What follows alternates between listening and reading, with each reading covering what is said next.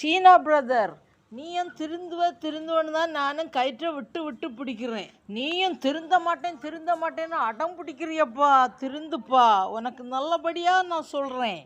516K subscriber கொண்ட கோழி கூத்துக்கள் அந்த சேனலை நீ மூவ் பண்ண முடியாமல் தடுக்கிறேன்னு சொன்னால் உனக்கு அப்போ எவ்வளவு கொழுப்பு.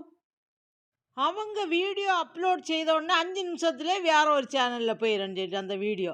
இது போல் தாங்க நிறைய இதில் அப்லோடிங் ஆகிட்டே இருக்குது. நிறைய சேனல் இப்படி மறைமுகமாக திருடப்படியனால தான் நிறைய வெறி வியூஸ் போயில, வாட்ச் அவர் போயில, ஃப்ரீஸ் ஆகுது சேனல். அதெல்லாம் இதாங்க காரணம். ஹலோ ஃப்ரெண்ட்ஸ், நான் பார்த்தீங்கன்னா ஒரு தடவை இப்போ மெசேஜ் பண்ணிட்டேன் என்ன விலையாக இருக்கும் அப்படின்னு சொல்லிட்டு. இந்த சாரி அட்வர்டைஸ்மெண்ட் ஒன்றுதான் என்ன விலையாக இருக்கும் அப்படின்னு சொல்லி நான் ஒரு தடவை மெசேஜ் பண்ணேன். ஆனால் கீழே போகும்போது இன்னொரு தடவை கூட அந்த மெசேஜ் வருது பார்த்துடுங்க.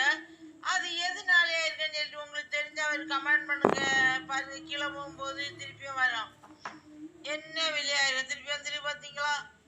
அப்படின்னா நம்ம ஒரே இதில் 2 சேனல் ஓடுதா?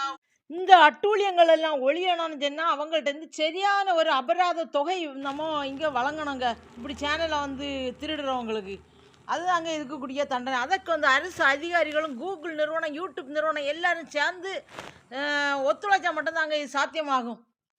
இவ்வாறு மறைமுகமாக ஒளிந்து நாம் சிஸ்டங்களில் விளையாடும் சேனல்களை திருடும் கேபிஜிபி எம்பி திருடும் இந்த குரங்குகளை பிடித்து உலுக்க வேண்டும் என்பதே என்னுடைய அவா. முதல்ல நான் Google CO mister Sundar Pichai, மதிப்புக்குரிய சுந்தர் பிச்சை அவர்களை நான் சந்திக்க வேண்டும். அப்பொழுதாங்க நிறைய விஷயங்கள் மாற்றங்கள் ஏற்படுத்த முடியும். நான் சந்திக்கும்படியாக எல்லாரும் ஏற்பாடு பண்ணுங்க. இந்த வீடியோ அப்படியே ஷேர் பண்ணுங்க. ஷேர் பண்ணி அவங்கள நான் சந்திக்கும் போது தான் சரியான முடிவு கிடைக்கும். இந்த யூடியூப்புகளுக்கு ஒரு விடிவு காலம் பிறக்கும்.